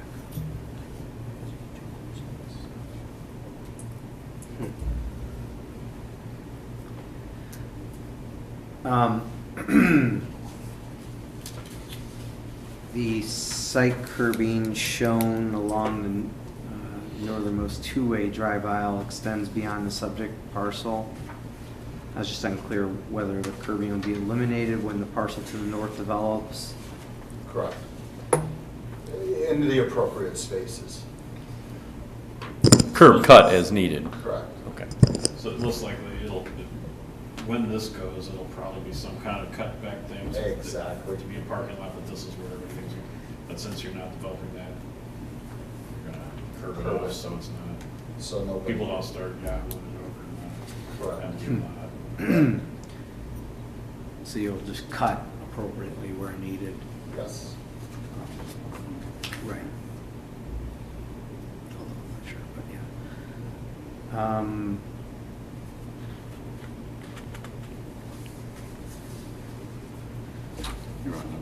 Oh, yeah. So the, number 5. Yeah, the plan I reviewed showed that being a 1 acre parcel, just a typo or whatever, just so it's accurately reflected to be what was approved for the lot split on number 5, basically, sheet C 3.0. Okay. Signage. The building has approximately 70 feet of frontage split between Route 8 and East Highland. The frontage entitles the applicant to about 140 square feet of sign area. Additional area may be permitted for the approximate 35 feet of frontage on Route 8. A separate future submittal including complete details, size, colors, materials, etc. for the signage will be needed. Please note the hardway paint template on the main elevation and the drive-through elevation is not permissible in the town center district, and only 1 sign per building elevation is permissible pursuant to the sign code. So that just had to be corrected. So 2 things related to signage, if I can. So right now, there is a proposed sign location at the Hart Corner. The intent is that that will be a shared sign between KFC property, the North property, and the AMCO property. We'll have rights to that. There is an agreement in place that I've provided to the mayor and staff outlining that. But as far as the individual signage that you spoke about, Brian, that'll be part of the, since we have to go to BZA on the the landscape setback along Route 8. We're also going to intend to submit some signage for the BZA to review. And that signage being those, what you're proposing? Yes. And I would recommend the commission recommend to the BZA that not be approved. Separate landscape plan sheet LP 101 in the site plan has been provided to document compliance with 117202 of the code in general. I think the landscaping is sufficient with the exception of the trees. The code requires an appropriate proportion of deciduous and non-deciduous trees. So in other words, evergreens versus coniferous. And so just recommended the addition of 6 foot tall, either concolor firs or Norway spruce be added throughout the site to comply with the code. The photometric plan that's supplied with the site plan package submitted by Capital Light Photometrics on the last page of the site plan provides detail, I think, for 25 foot tall poles. No details about the light style. The lighting levels, more concerning, the lighting levels far exceed a 1 foot candle strength.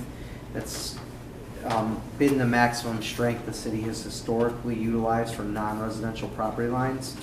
It suggests the applicant provides the plan to include the light style and utilize lights that are, maybe you look at 20 foot tall poles, but some way you need to be able to revise it to reflect compliance with the standard the city has utilized in the past, which is again 1 foot candle at the non-residential property lines. Okay. Understood, and we'll look at that. I'd just like to bring to light, there's a unique situation with that shared access drive. It's not lit. Part of that spillage is basically providing lighting for that access drive, which I think it would be a better better situation than having 1 foot candle cut off. But it's something we could explore further, and I believe through directed cutoff and downlighting for the actual fixtures being selected, we can comply. But that was part of the thought process of what is happening along the east boundary. Yeah, so for the, to spill some light out onto the road or the driveway, so I understand that. But there were high lighting levels pretty much throughout the whole perimeter, so I just encourage you to take a look at that. And yeah, the rest of the comments are architectural related. I mean, we do have an architectural submission as part of the package. We can open it up for discussion with the planning board as to what maybe they like and don't like about it, but we fully recognize that it's going to change somewhat dramatically. Without getting ahead of ourselves, we're going to adjust the mansards, and we're going to do some things with the wall faces to bump out some elements and give some back and forth relief there, which will be more in keeping, as well as adding some detailing around the building. So I don't know how you guys want to handle architecture. Kevin, let me ask that. Well, we're going to table this anyway because they're going to the Board of Zoning Appeals. I mean, I don't know why we're going to start opining on maybe what they should be doing or shouldn't be doing. Let them work with That's kind of what I'm thinking is. Brian. Until they get through that and bring it back for the rest. What we hope to achieve tonight was really to hear from the board the site plan and the site plan issues are properly addressed and worked in the short term. And then we recognize we have some adjustments to make. What I kind of don't want to do is just table everything and then find out you guys had a bunch of site plan questions or concerns that we can address now. Just looking at the flow of traffic of that trash delivery, product, food delivery trucks, stuff like that, they're all going to be parked in here unloading or trying to get? Yes. One thing, we're already from the comments, we're going to get rid of this landscape area here. And yes, the loading would be along this area here. And I want to say most, if not all, are after hours. Yeah. Typically, there's usually a noise issue at certain places, certain cities, so we respect that, but we don't open until 10:30. So usually between 8 and 10:30 is when we try to get our deliveries, or some of them do key drops, they do them overnight, depends on the city and if they'll allow it, but it should be an issue. Being highway commercial, we have no residential zoning anywhere near here. So hopefully that would be acceptable. Yeah, this is tight as the site is tough to do anything on deliveries and operate at the same time. We do that, we do it at one in Southview, but right now it's pretty bad. Yeah, that's delays. Yeah, Mr. DeFranco and his organization, you currently operate how many facilities in here? We had 4, and I closed one down last night. So Let's make room for going us. on 3 hours of sleep and pluck the equipment out, and hopefully you guys can help me out a little bit. When you're going to the Board of Zoning Appeals on the first issue, are you going to also maybe say, maybe you can give us those 7 parking spaces without having to do this cross easement, cross? I mean, ideally, there's plenty of examples within the city of Macedonia that show that this parking is more than sufficient. Corporate standard is 32 spaces, KFC corporate, I know that doesn't mean anything, but they know their stores, they know the people. You got 72 to 78% of your businesses. Well, those are all good arguments, but instead of making them to us, are you planning on having 2 issues Yes. in front of? Yeah, okay. Yes. I was just curious about that. Yes. Those are probably my biggest concerns, is just, if BZA doesn't like those, or, it seems like a pretty tight guy. I'm not sure how you maintain your bypass lane if they don't give you some relief on the 20-foot landscape buffer. So I'm curious to see what comes back. You know, if this gets through them, and this is what it ends up, I don't have too much problem with it, I don't think. Yeah, I'd like to see what you can do with this. The flow, it's a small type of, but it's not terrible. You had mentioned something though, that you're gonna be changing elevation and all like that. The building. That would have to go to the board too if it exceeds what. I think not height wise, but the style they're talking. What the brick and so forth. The brick and how we treat the mansards and. To meet the town requirement that they have to meet in that. It's more the look, not necessarily making it tall. While we're at it, I mean, if you're gonna go to them, we make sure they understand that too. Maybe they're trying to speed it up. If you come here and we say, well, we'll have to go back to the board of zoning. No, the elevations are done on the board, so that's strictly in your staff. No, sir, we'll make sure we do not submit anything that's going to require a return trip to the BCA. It's a one and done. Kevin, I have one question for Brian. Item 9 here, it confused me a little. The front elevation lacks architectural depth. The rear elevation seems very industrial. What does that mean? I don't know what you mean by that. So I need to look at that elevation. It was item 9. But in general, it seemed like a fairly flat wall architecture. So there's things you can do to a building facade to make it look like there's depth. This is the one he's talking about being kind of industrial looking. Industrial looking. This is Yeah. the drive-through It's elevation. just being kind of flat. But do we, at this board, do we look at how things seem or how they look or how Yes. we feel Yeah. about that? We're sort of an architectural board here. Well, we have, the planning commission has purview over 1172, which is in the zoning code for architecture. Typically, myself and the city architect would sort of discuss the architecture. I think the mayor's office has been working with the architecture. So I've had some conversation with the mayor about the architectural style. But I did these are my comments basically from reviewing the sort of the form of the building on the site and the architecture. Are you planning to do something about that? That's what you said, they've got all new. You have all new stuff, yeah, stuff okay.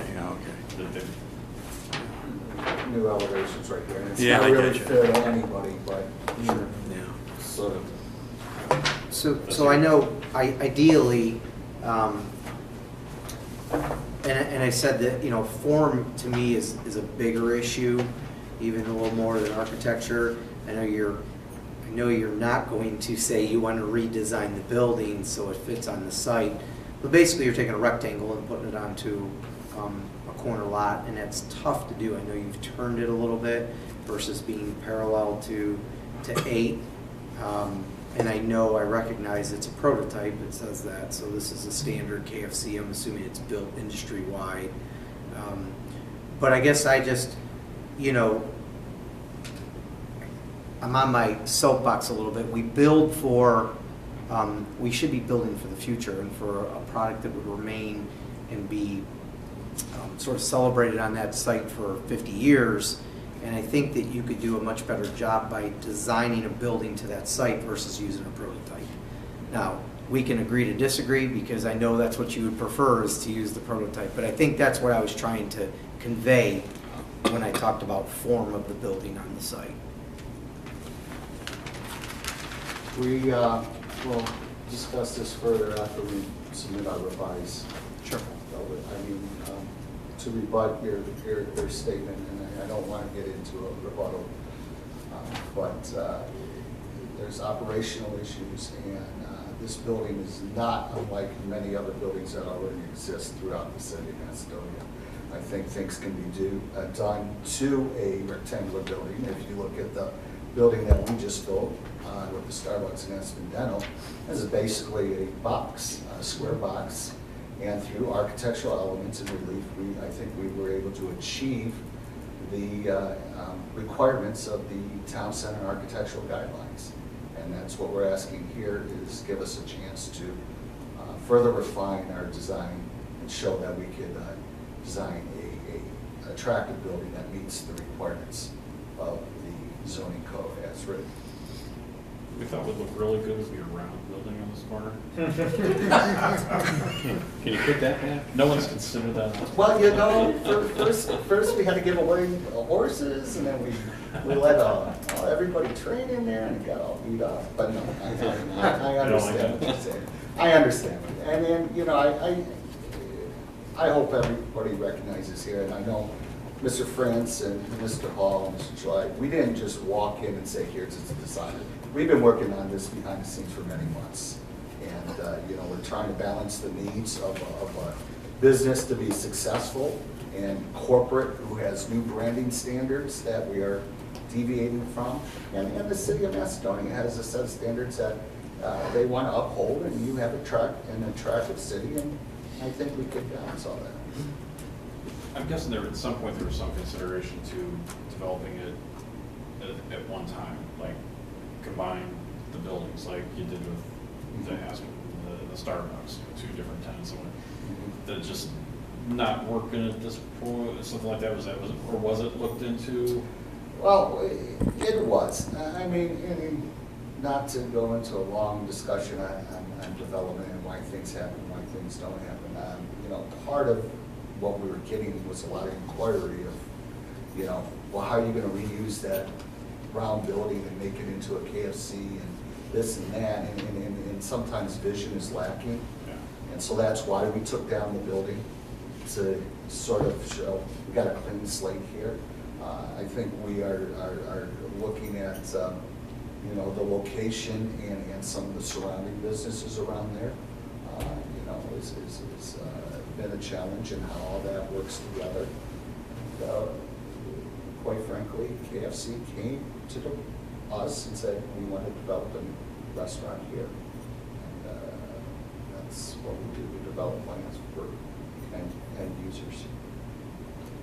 One thing I was glad to, first thing I looked for when I opened up was make sure you weren't looking for new driveways.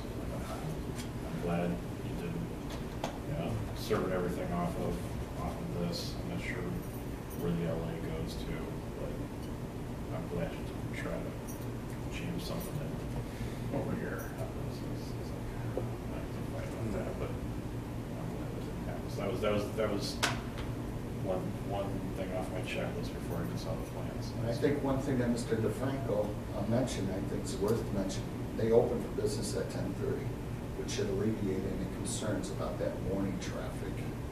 I drop my daughter off at Nordonia, drive by this site every day, so I understand what happens there. I think it's a good compatible use of that site.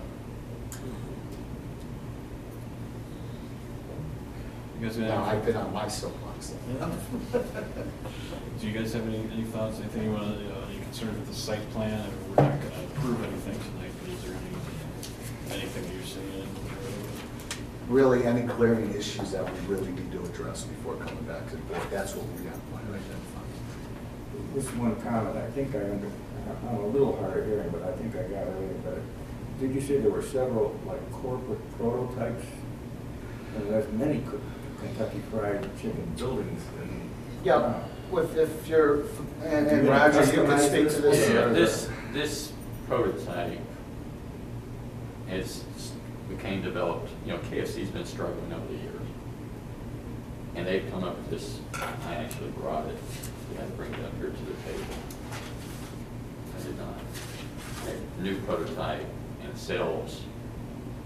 We had a KFC Taco Bell, and they had this new prototype, tore it down in Cynthia, or Dry Ridge, Kentucky.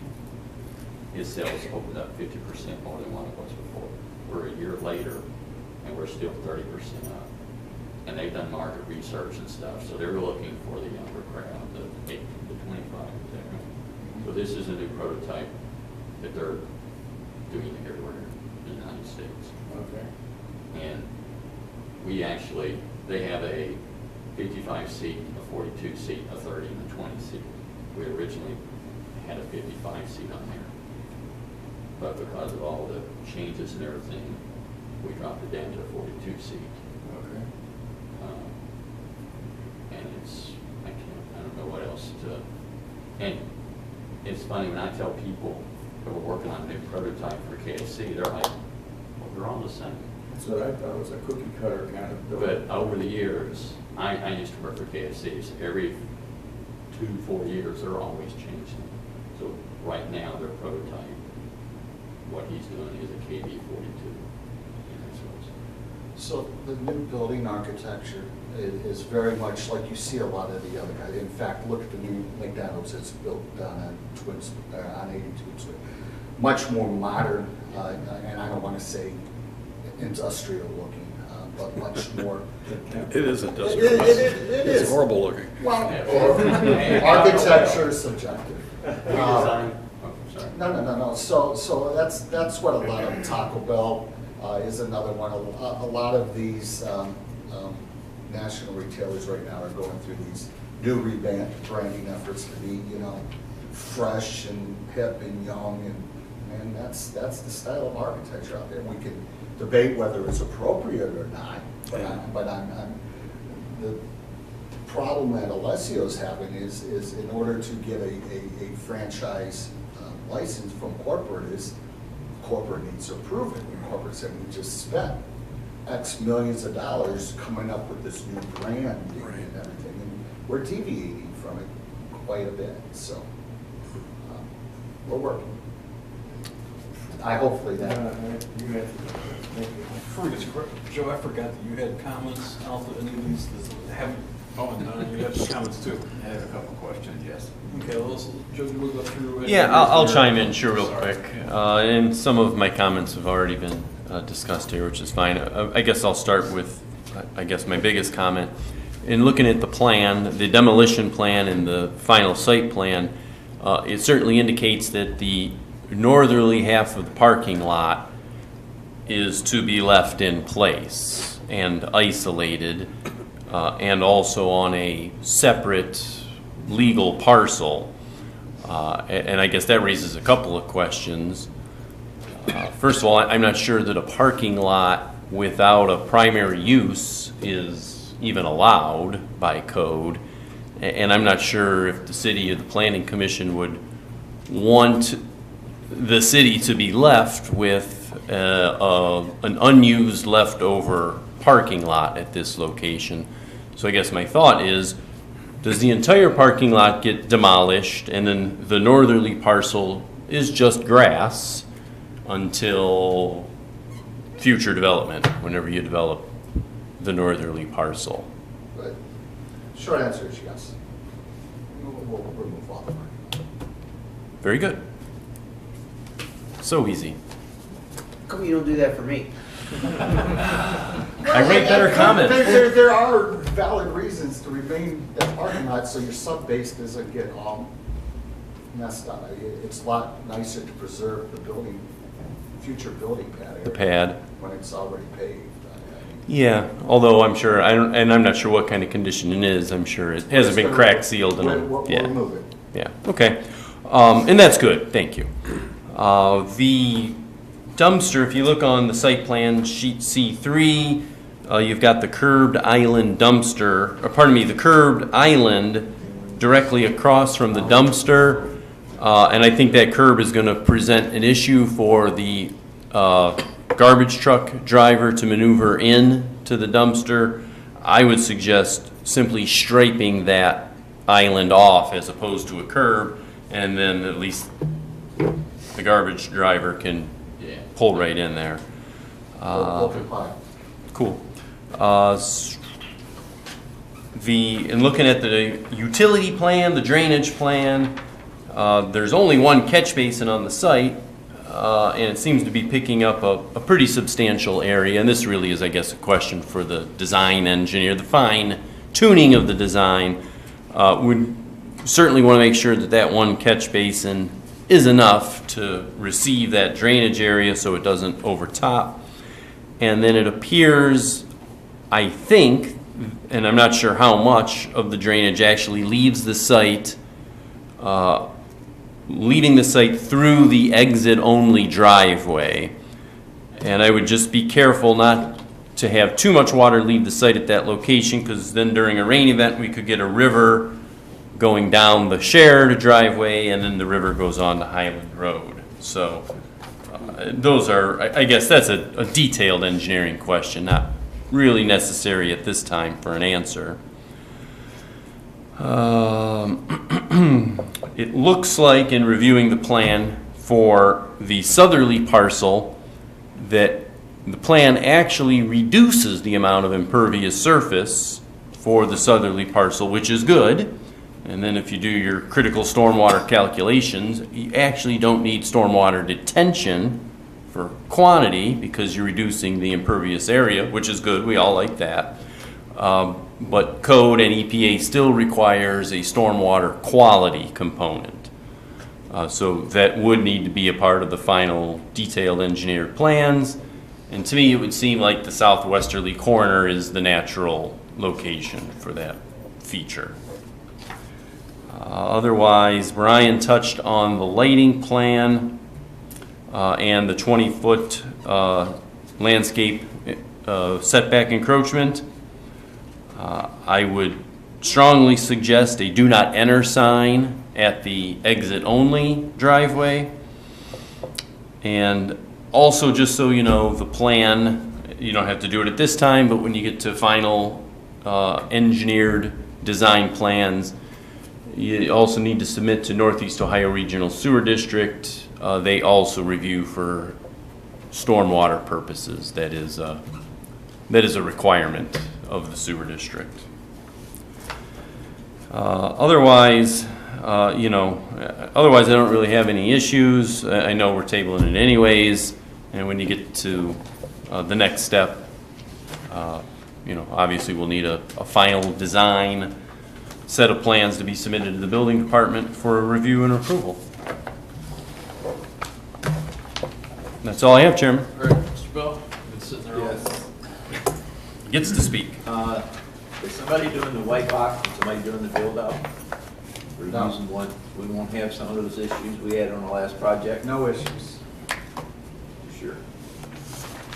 Take your word. We were down to the wire and there was several items that was probably didn't get addressed between the white box and the build out that delayed, or was gonna delay your opening. I understand this, but this is a single tenant building, one single building, you shouldn't have those just coordination issues here. Anything else? No. All right. Go ahead. Just want to rehash one thing again, and I think to address what Brian France was saying. The orientation of the building on the site, would you go over that again, please, as to why you oriented it that way, without going into too much detail? It basically was a request of the mayor and staff to properly address Route 8 and Highland Road. They felt that a corner orientation to the corner would better, look better architecturally and create more of a gateway feature, if you will, coming in from the south end of the city, as opposed to being parallel to Highland Road. You'll sort of miss it going by, or parallel to Route 8. You'd have what you have with Chick-fil-A over there. So that's the reason. So yes, it is oriented at the request of the city.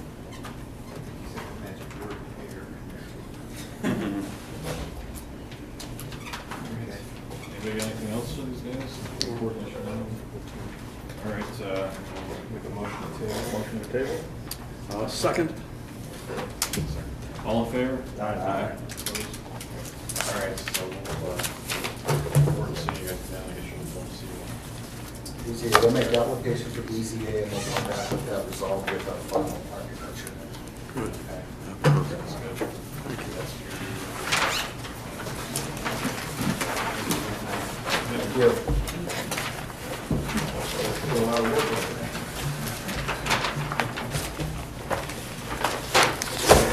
Anybody else else have any other items, miscellaneous things? Miscellaneous, yeah, real quick. First item on the table, list of tabled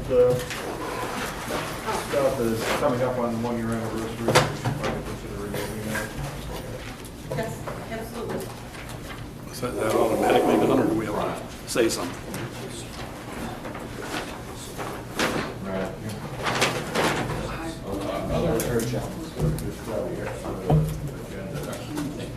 Only other issue, this is November, December, because we never really talked about how we're picking chairman as an annual thing, or what, or even the representative of the BZA. Think about it if you guys wanted to, we could make it the annual thing if you guys would like to do it.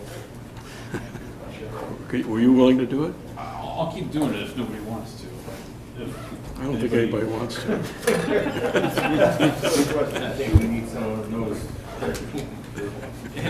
I guess the other thing would be the BZA thing. I know, Mr. Puzzler, you've been. If someone else wanted to do it for a while, it would be nice. They do it on Wednesdays, and that's happens to be one of the most difficult times for me to. Early Wednesdays. Get And there. when you go, are you just listening, or do they ask you ever? They occasionally ask questions. I do not make, now, this has never been before, so I was the first person to be a representative of the planning commission. Making it up as you go. I just made rules as I went along. I didn't feel it was our position as a single person going there to make any recommendations. Right. Here's the code, this is what, Right. and whether I like it or not, and try to stay out of that part. I just try to stay that if it's something that we've never done in the city before, yes, that's fact. Okay, but I try to stay away from opinions. You only have to go to the ones that pertain to the planning commission. So if someone's asking for a variance on how far their house is from the street or something like that, they're very good at setting up the packages and the notices by email and so forth. So you know if there's nothing on there for you, you don't have to go.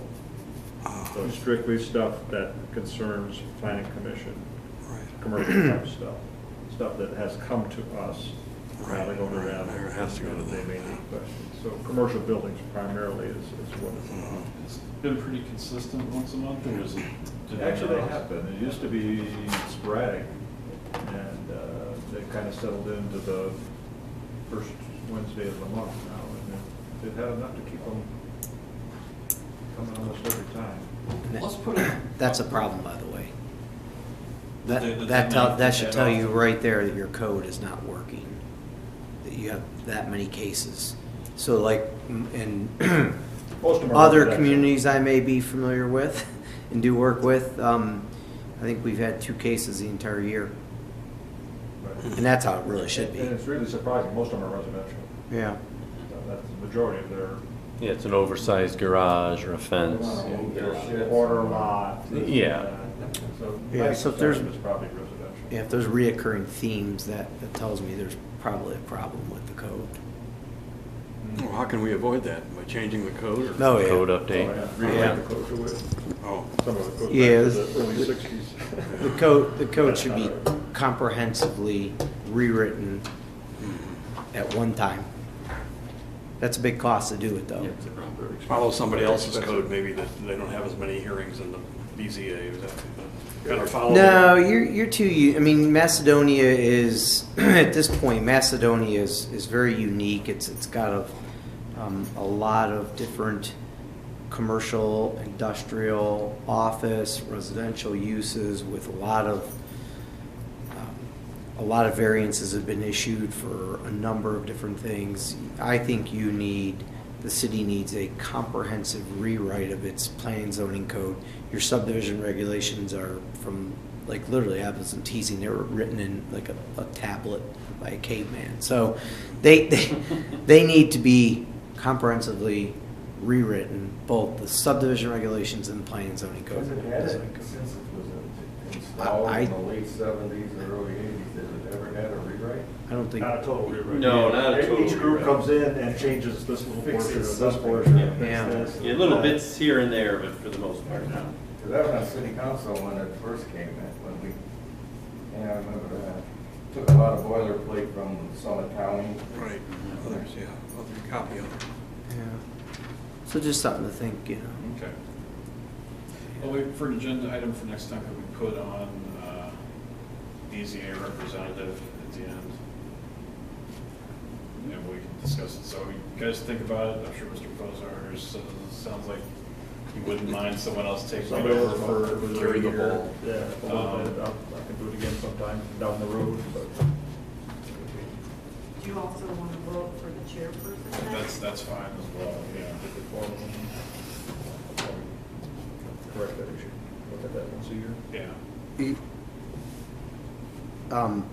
Section 10.01 of the charter defines the planning commission in terms of the composition, term, and organization. So I'd encourage you, I don't have a copy of your charter, but I'd encourage you to see, typically commissions organize in the January of every year to elect new officers and such. You should have a chairman, vice chairman, and a secretary. Even though you have administrative support staff, you still identify a secretary. So I'd encourage you to look at that charter. I'd actually like to have a copy of it as well. Probably should have one after a few years of working. Yeah. It's 10.01. 10.01 is what it says.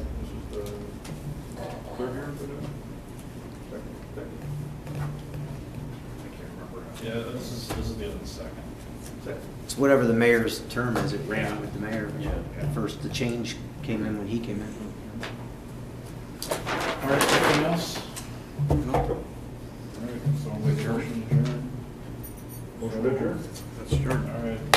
All right. All in favor? Everybody here at next meeting, December 18th? Is that, yeah, for everybody still here? Why would we need a secretary Just for a board like this? Why would we possibly need a secretary? Or is there a rule? Yeah. The rules a long time. Yeah, I mean, if you organize like under follow Robert's rules of order, you have a secretary, and then the commission. It serves a couple purposes in the absence of the chair and the vice chair, the secretary. Oh, I didn't know that. Because Robert's rules also require. Yeah, you We keep no finance. Yeah. Hey, Kevin, you got a thing? Yeah. For both of you. Oh, sure. I wanted to, so, are we off the record now? Okay. For you and you, we got this set of plans submitted. Mr. Chabon. It is for some loading dock reworking. South Freeway Drive. Now, I know last time, Cory Blackburn. Sorry. I just wanted to show this up real quick. We always had that issue because. Okay.